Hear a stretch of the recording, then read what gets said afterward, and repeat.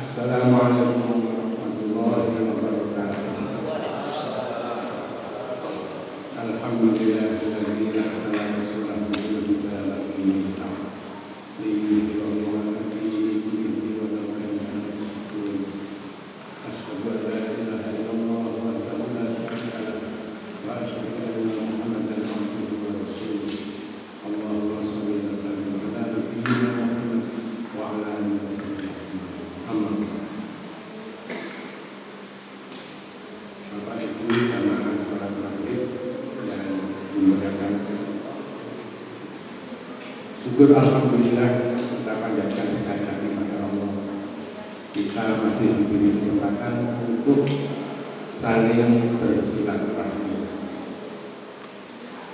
Saya kira tidak usah perkenalan karena saya sudah pernah ke sini 2 tahun yang lalu. Itu awal-awal COVID. Nah, sekarang sudah kasusnya sudah berkurang, maka kita melakukan pertemuan lagi.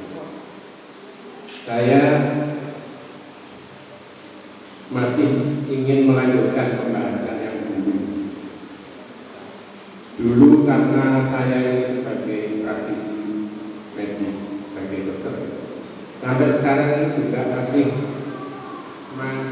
terheran-heran ya. Kenapa Rasulullah itu sehat? Atau dalam kata lain, Rasulullah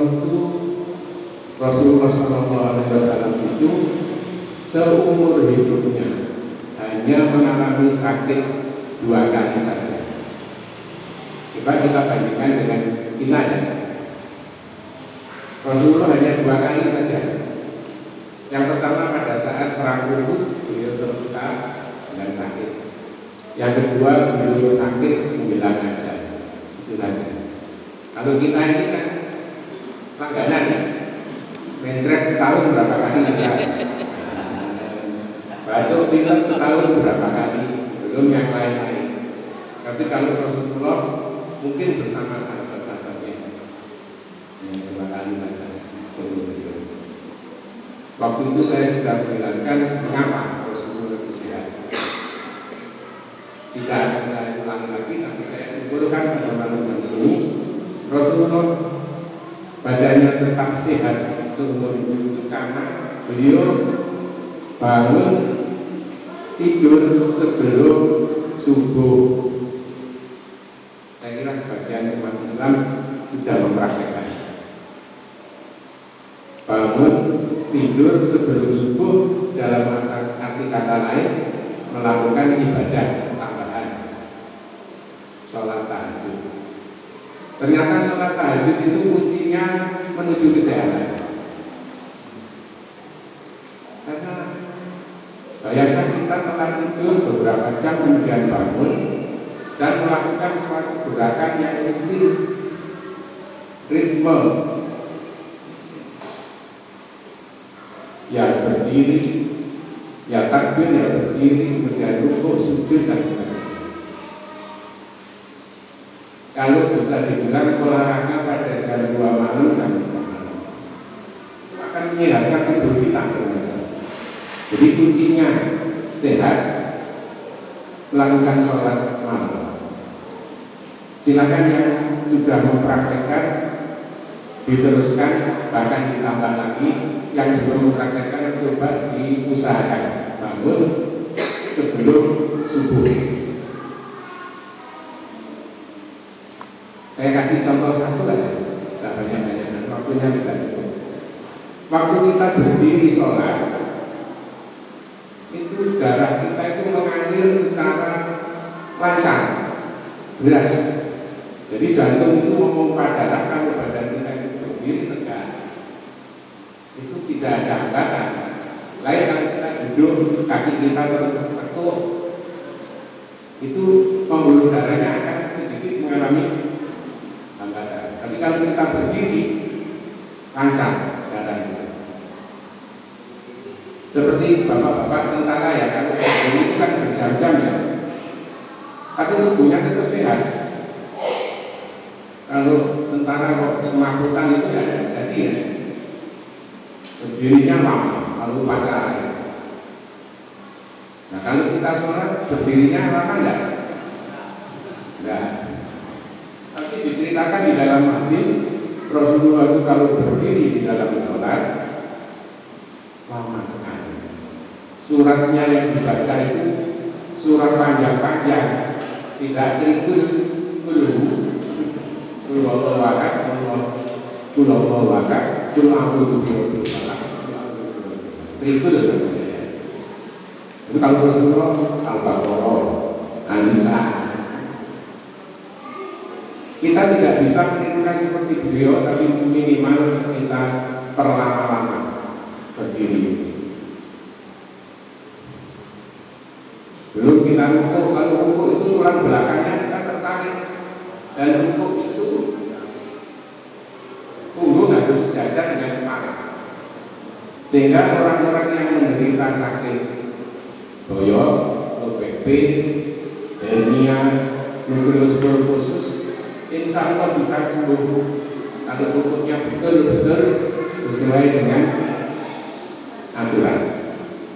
Saya ceritakan Dr. Farid, teman saya, temannya Dr. Farid itu menderita hernia muskulosklerosis, artinya saraf tulang belakangnya itu melonjol keluar.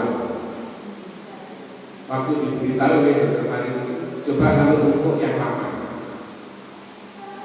ternyata sedikit demi sedikit gejalanya berkurang, tadinya kesakitan tapi lama-lama tidak sakit. Itu menandakan bahwa gerakan di dalam sholat itu menyehatkan. Belum sujud. Kalau sujud itu kita tempelkan kepala kita ke tanah, ke lantai.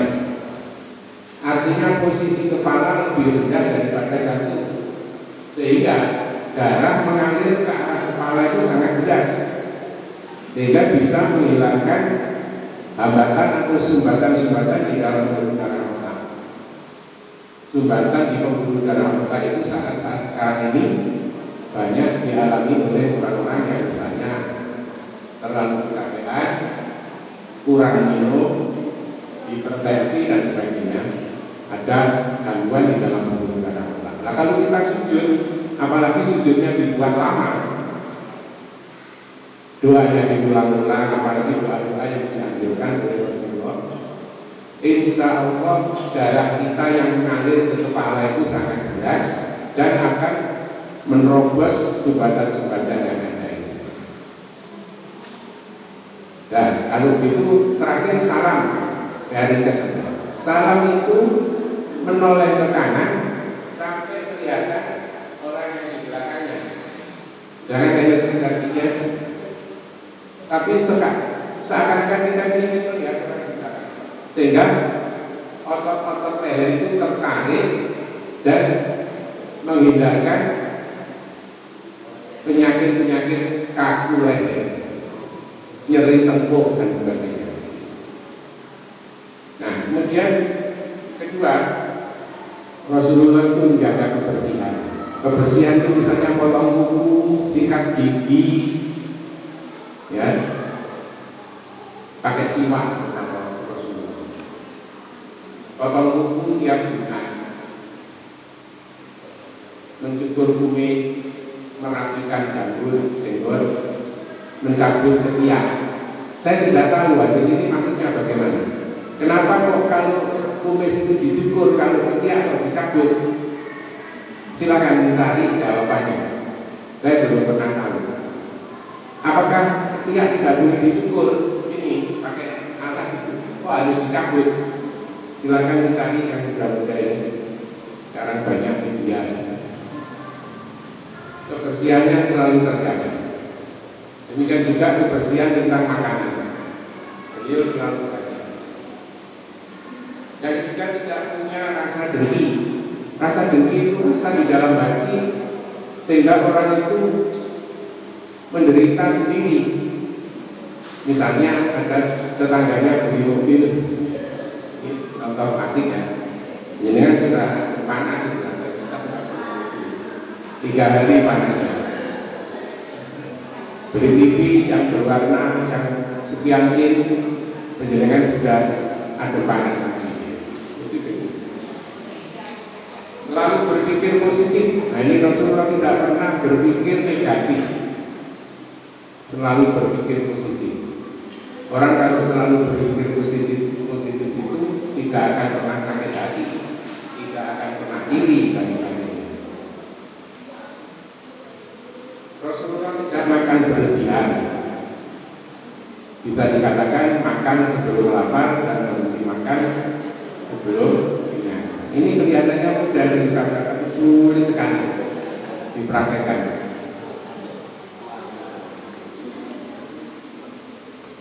Keenam, tidak pernah marah. Rasulullah itu tidak pernah marah di dalam talih, di dalam ayat Muhammad bukunya Husain Haikal. Saya membaca tidak pernah beliau marah.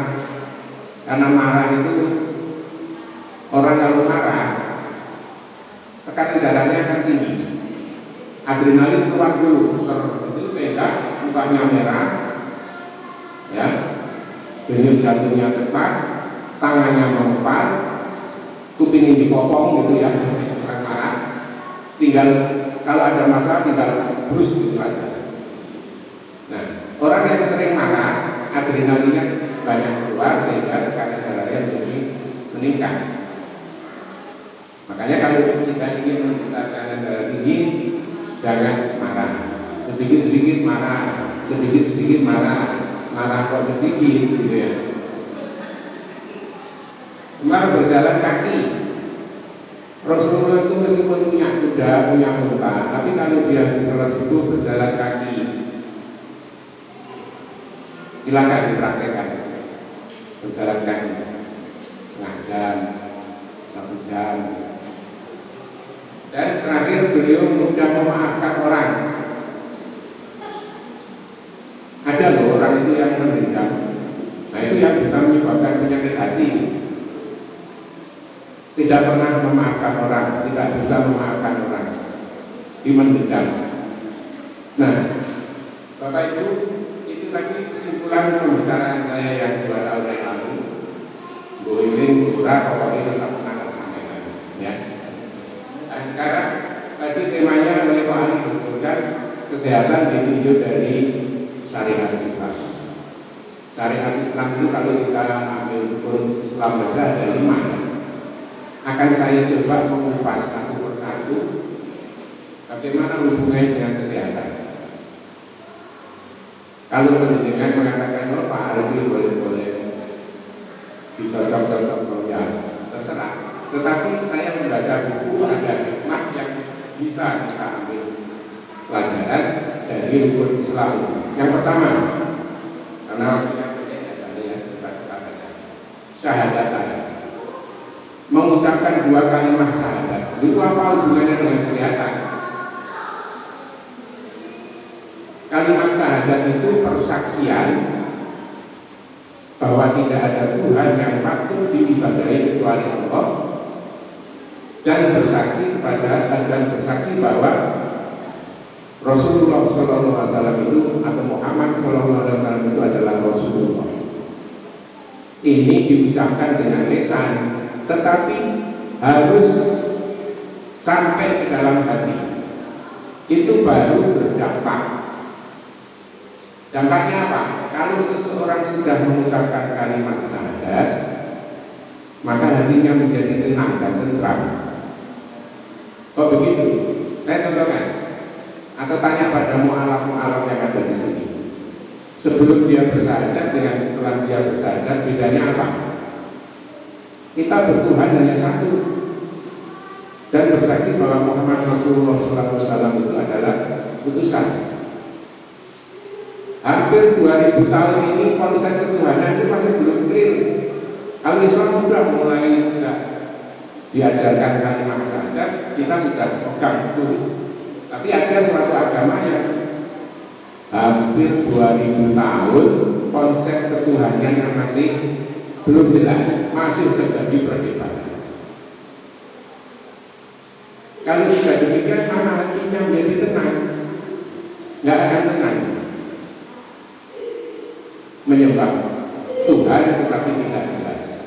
Kalau kita jelas, ada aturannya, ada turunannya, sehingga sholat bisa dipakai untuk menenangkan hati. Syahadat juga bisa dipakai untuk memberi ketenangan pada hati kita.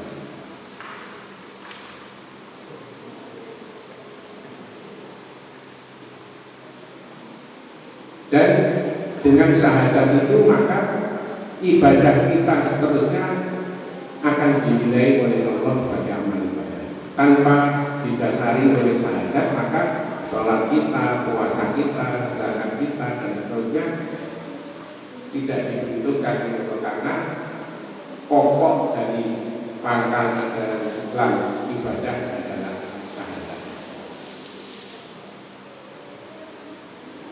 Dan kita ini setiap hari tidak kurang dari 9 kali bersyahadat. Subuh 1, zuhur 2, asar 2, maghrib 2, isya 2, berapa ya? 9 kali. Itu minimal, belum nanti ada tambahan sholat-sholat sunnah. Berarti syahadat kita itu selalu diperbarui. Karena iman manusia itu kadang-kadang tinggi, kadang-kadang rendah. Sehingga syahadat kita perlu kita perbarui setiap saat. Makanya syahadat itu boleh diucapkan setiap waktu, boleh, ya Pak, boleh ya. Siapa tahu kita nanti jalan-jalan terus malaikat Israel bersama kita, lalu kita sudah syahadat, terus syahadat, insya Allah kita nanti dipanggil oleh Allah nanti dalam keadaan bertampil. Maka akhirul kalamihi la ilaha illallah dakhalal jannah.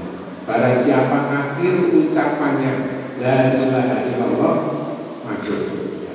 Nah, syahadat itu kan mesti ada la ilaha illallah, ada dua la ilaha illallah.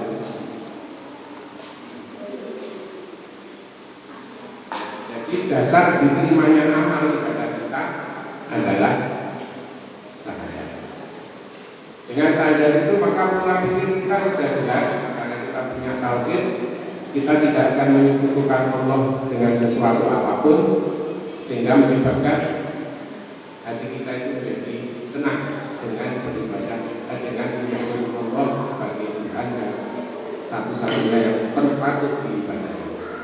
Yang penting ini nanti menyebabkan jiwa kita itu tenang. Jadi syahadat itu menyehatkan khususnya kesehatan mental. Ya. Orang yang sudah bersyahadat, pola pikirnya akan positif, bicaranya tidak akan menyakitkan orang. Karena apa? Orang yang sudah tingkatan nafsunya itu sudah mutmainah dilandasi dengan syahadat itu, apa yang akan dikatakan lewat mulutnya itu sudah disaring dulu. Kata-kata saya ini benar apa tidak, kata-kata saya ini nanti menyakitkan hati orang apa tidak, itu sudah ditintingin dulu. Baru setelah betul-betul clear, baru berbicara. Karena ucapan itu tidak bisa ditarik lagi. Kalau sudah dikeluarkan, muncul dari bibir ini tidak. Makanya kita harus berpikir berkali-kali sebelum mengucapkan sesuatu. Apalagi kita dalam keadaan berselisih dengan siapapun. Hati-hati di dalam mengucapkan kata-kata, didasari dengan tauhid. Kemudian sholat, setelah sadar sholat. Sholat yang tadi saya katakan tadi itu memang suatu bentuk olahraga gerak badan. Tapi bukan semata-mata tujuan dari sholat itu untuk olahraga ya. Jangan keliru. Niat sholat kan untuk olahraga saja. Tapi efek samping dari sholat itu seperti orang olahraga. Tapi sudah saya jelaskan.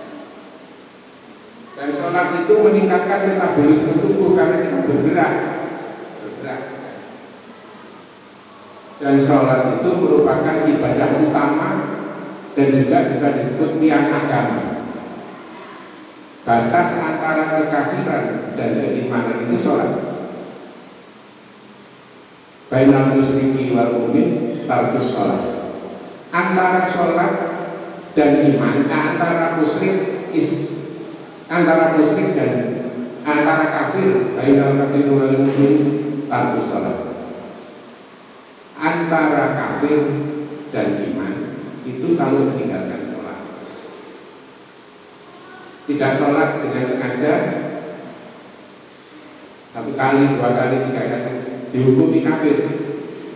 Sehingga sholat itu adalah ibadah utama dan tiang agama. Barang siapa mendirikan sholat, maka dia seperti mendirikan agama. Dan siapa yang meninggalkan sholat, berarti dia merobohkan agama.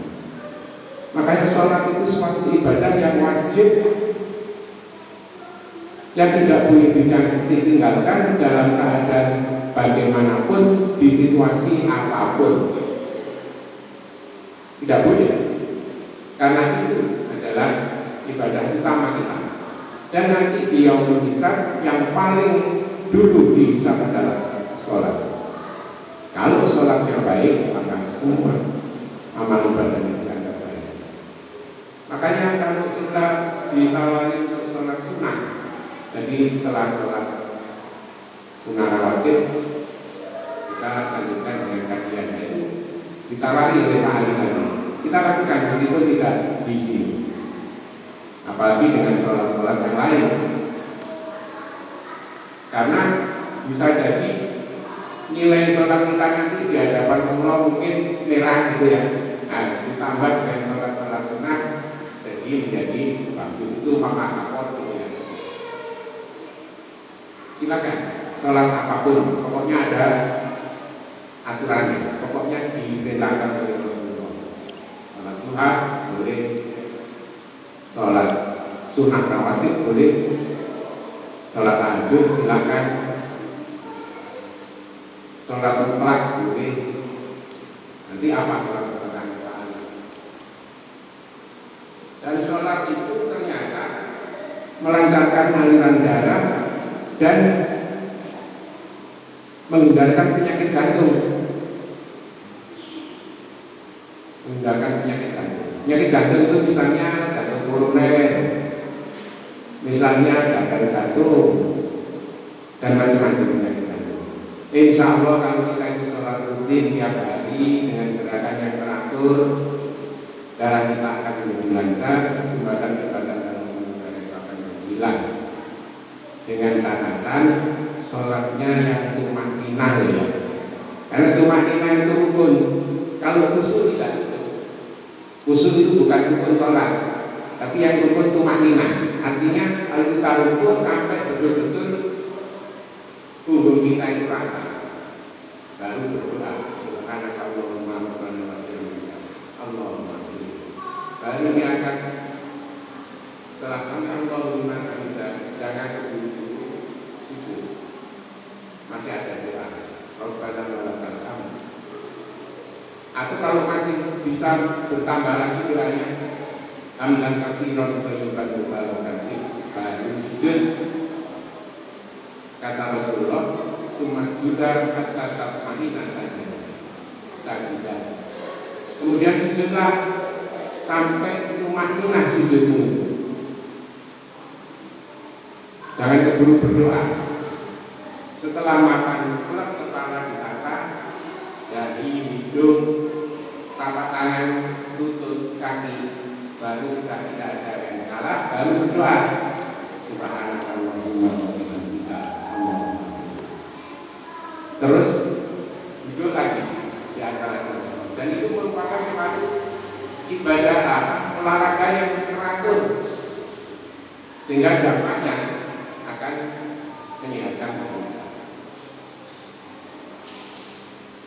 Jadi sholat adalah suatu bentuk gerakan yang bisa melancarkan peredaran darah dan darah bening, dan kemudian memperbaiki sistem pencernaan,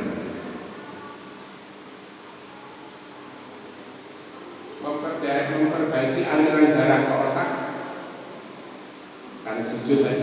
Dan sujud itu insya Allah bisa mencerdaskan, bisa menambah kecerdasan atau meningkatkan kecerdasan, terutama bagi anak-anak.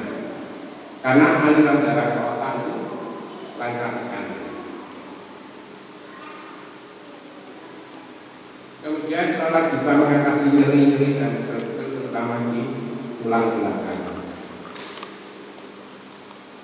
Pada saat duduk iftiros, duduk di antara duduk tahiyat awal namanya iftiros. Nah itu suatu bentuk duduk yang rileks.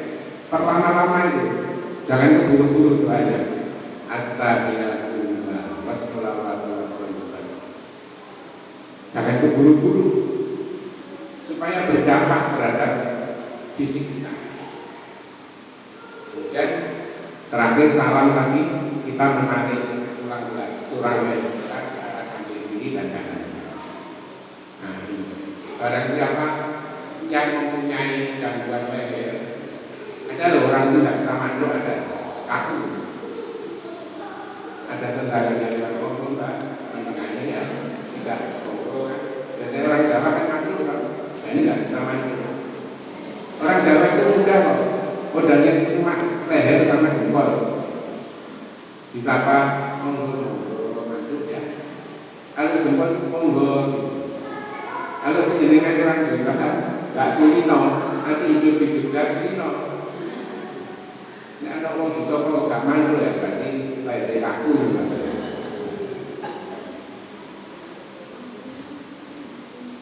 Dan posisi tulang belakang menjadi normal kalau sering rukuk, sering sujud. Dan ini yang menarik karena saya belum pernah mengikuti penelitian. Ternyata sholat, rukuk, sujud itu memperbaiki kesuburan wanita, ya, memperbaiki kesuburan wanita. Ada ibu-ibu yang sudah nikah 4 tahun kok belum punya keturunan, coba sujudnya diperlama, rukuknya diperlama, gitu.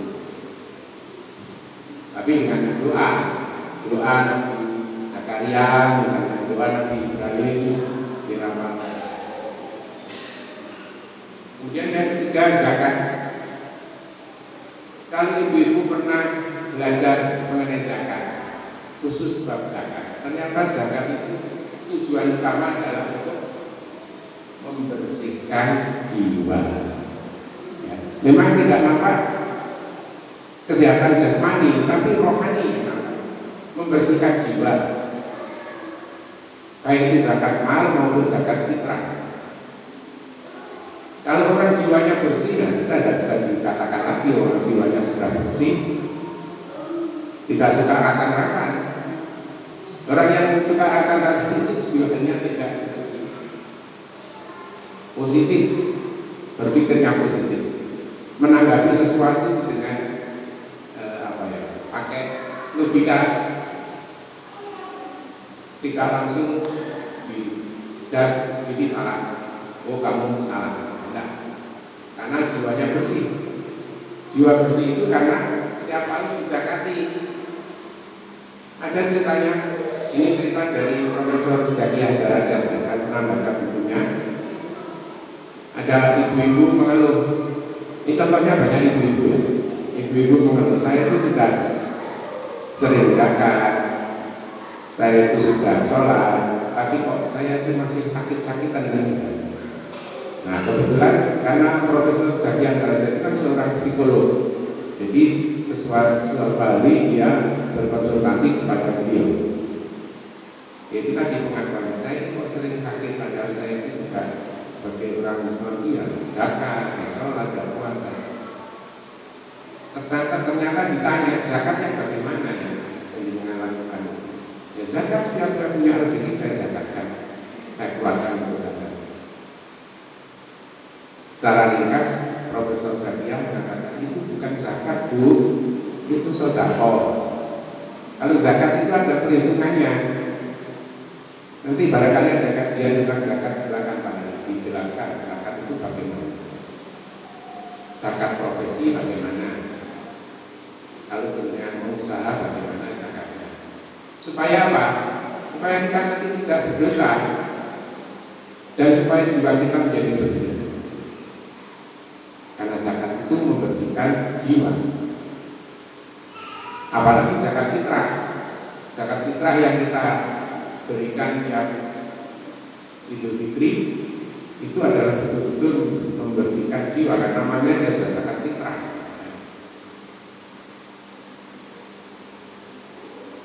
Maka kalau orang itu jiwanya menjadi bersih, maka dia akan terhindar dari penyakit hati. Penyakit hati itu betul sepele ya, tapi bisa berdampak pada fisik. Penyakit hati itu misalnya iri, dengki, serai, medit, begigit, metakil gitu ya. Ada orang yang kutil, bukan kutil. Nah, itu penyakit-penyakit hati. Coba kita kikis dengan zakat, kita kikis dengan sholat, dengan banyak mengucapkan syahadat. Hati kita supaya menjadi tenang.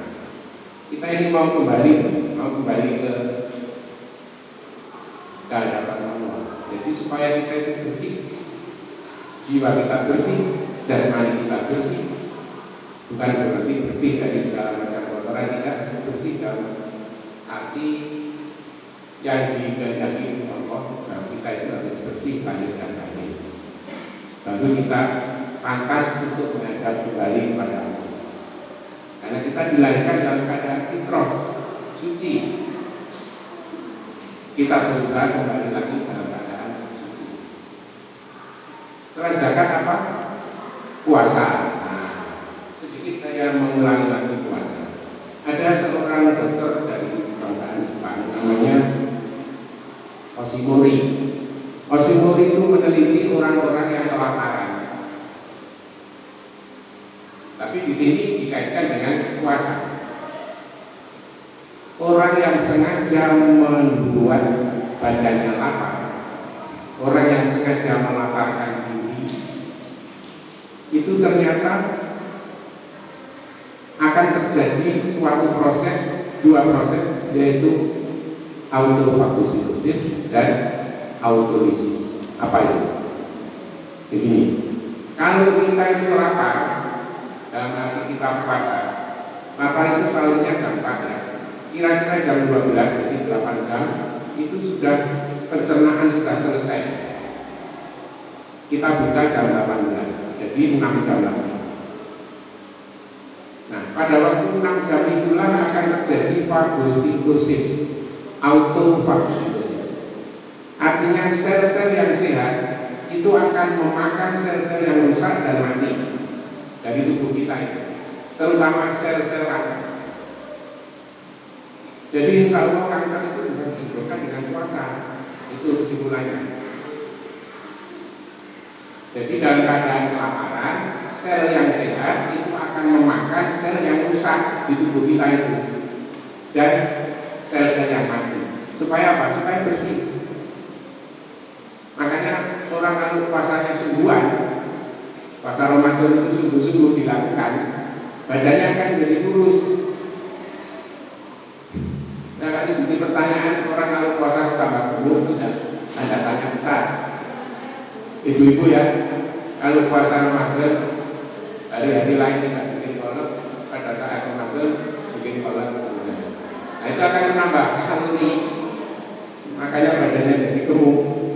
Orang yang puasanya betul-betul menjalankan puasa sesuai dengan sunnah, badannya akan menjadi kurus 30 hari. Sedangkan puasa Senin Kamis saja bisa mencegah kegemukan. Nah, proses yang pertama kali tadi autofagositosis, sel-sel yang mati dan rusak akan dimakan oleh sel-sel yang sehat sehingga bersih. Proses yang kedua namanya autolisis. Sel-sel yang mati lagi setelah dimakan, sel yang masih sehat dibersihkan, dikeluarkan. Jadi akan muncul suatu protein yang namanya autofagosum. Nah, protein inilah yang menyapu sel-sel yang rusak, sel-sel yang mati untuk dikeluarkan dari tubuh. Dikeluarkan lewat mana? Lewat usus atau lewat ginjal. Jadi dijadikan, dilarutkan dalam kencing atau dilarutkan di dalam kotoran. Ini selama 6 jam. Kalau kita puasa mulai jam 4 sampai jam 18, maka setelah jam 12 ke atas itu terjadi proses itu, proses autofagositosis dan autolisis. Apalagi kalau puasa itu dilakukan puasa Ramadan 1 bulan penuh, alangkah baiknya tubuh kita itu. Apalagi kalau penjenengan menambah puasa Daud, sehari puasa sehari tidak, puasa Senin Kamis 2 kali seminggu, ada lagi puasa Yaumul Bid dan segala. Kita akrab dalam puasa, berarti badan kita akan sehat. Makanya Rasulullah mengatakan sumutasibu, puasalah agar kamu sehat, itu ada dasarnya. Kalau dulu orang mungkin diterangkan seperti ini tidak mudah, tapi kalau kita sudah banyak literatur, di mana-mana juga ada ilmu pengetahuan, maka kita bisa mengambil hikmahnya seperti itu. Nah, Dr. Oshimori tadi dengan penelitiannya puasa Senin Kamis mendapat hadiah Nobel di bidang kedokteran. Tidak tahu apakah beliau masuk Islam atau tidak. Tapi kalau orang yang sudah orang-orang pintar ya, kalau sudah menemukan hikmah di dalam ajaran agama Islam ini, biasanya terus jadi mu'alaf masuk Islam. Seperti Profesor Kaye yang mengoperasi atau mengotopsi jenazah Fir'aun, masuk Islam dia. Banyak orang-orang yang orang-orang kafir dengan penelitiannya kemudian menjadi mu'alaf. Terakhir kan, rukun Islam haji. Bagi yang sudah melaksanakan ibadah Islam, bahwa haji itu selain ibadah rohani juga ibadah fisik. Karena modalnya, kalau kita pikir-pikir, modalnya orang haji itu ya skill ibadah. Saya dengan Pak Ali termasuk pembimbing ibadah KBIH, ya Pak Ali, dari Muhammadiyah. Saya bagian kesehatan. Kalau skill nggak bisa diajak kompromi, nggak bisa haji. Tawaf perlu kaki, sa'i perlu kaki. Kebanyakan ibadah haji itu menggunakan fisik. Bahkan katanya meskipun doanya tidak hafal, asal gerakannya itu betul, insya Allah hajinya diterima. Coba penjenengan amati lagi, kalau penjenengan ibadah haji, tawaf itu putar ke kiri atau ke kanan? Searah berlawanan jalur jalan. Kalau orang lomba lari, putar kemana?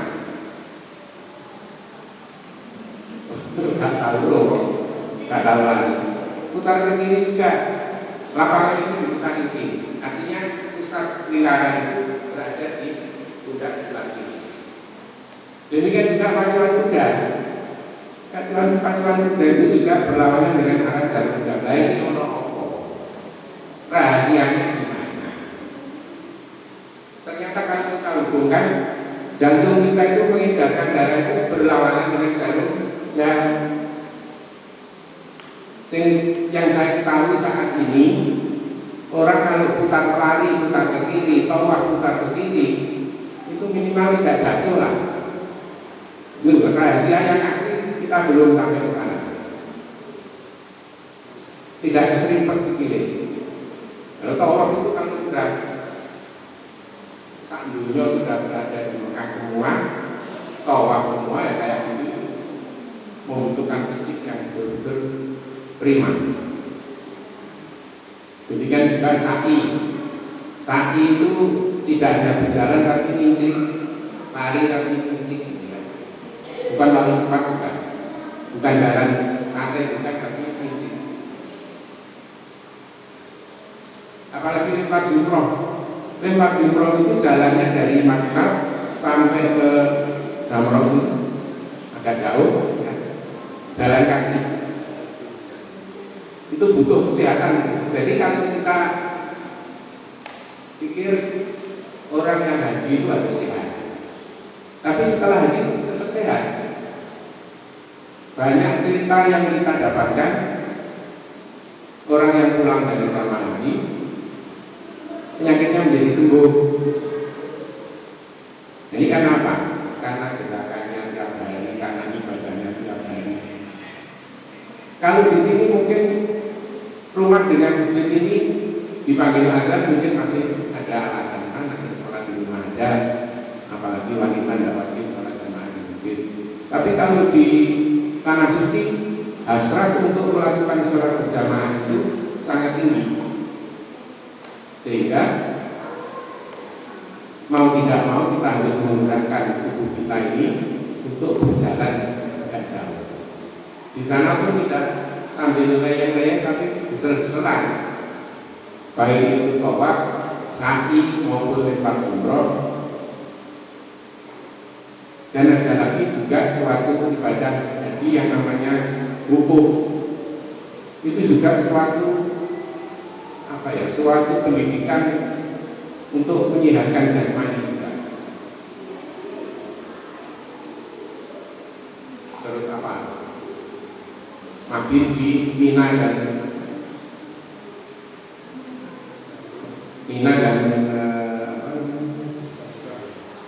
Musdalifah. Itu juga membutuhkan fisik yang prima.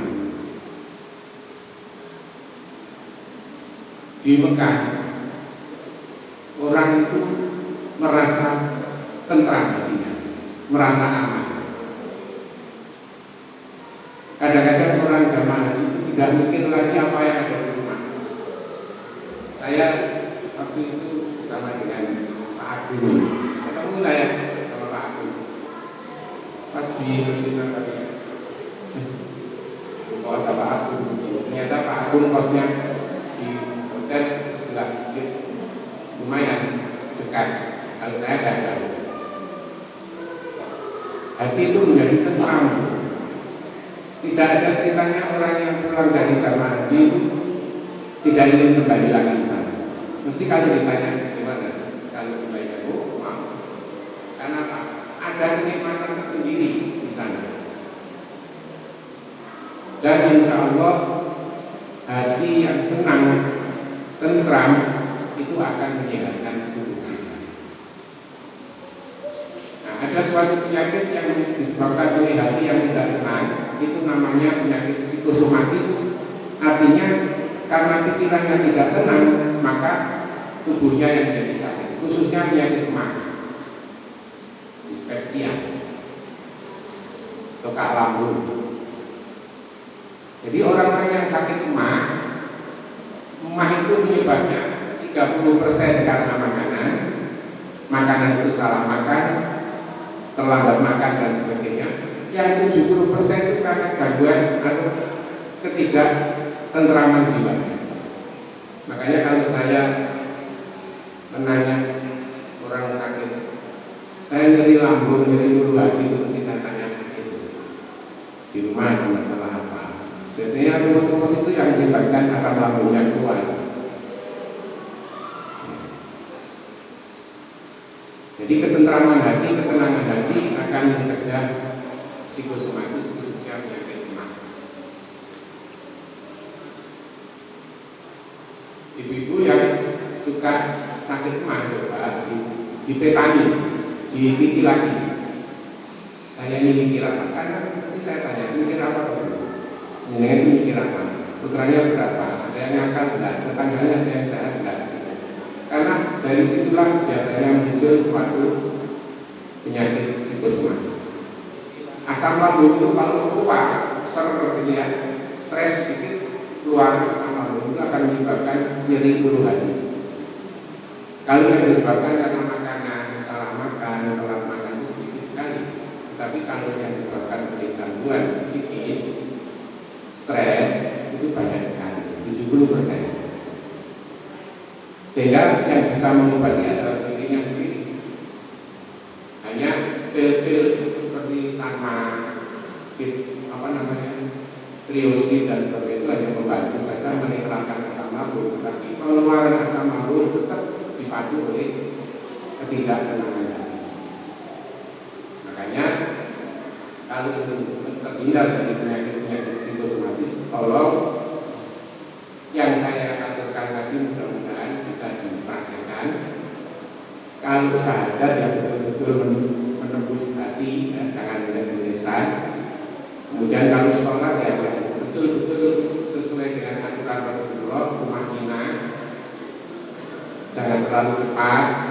Lihat biasanya kalau orang itu sholatnya cepat itu apa ya ya? Aku lihat di imami wong sholatnya cepat betul apa ya? Padahal kalau di sapi itu doa sholat itu, masya Allah, bisa mendekatkan diri betul-betul pada Allah. Zakat bisa membersihkan jiwa, puasa bisa menyehatkan dari Profesor Kusimori tadi, dan juga haji. Insya Allah kalau kita menjalankan rukun Islam dengan konsekuen dan tumakinah akan berdampak pada kesehatan tubuh kita. Demikian saja Bapak Ibu, kurang lebihnya mohon maaf. Bila itu kita hidayah. Wassalamualaikum warahmatullahi wabarakatuh.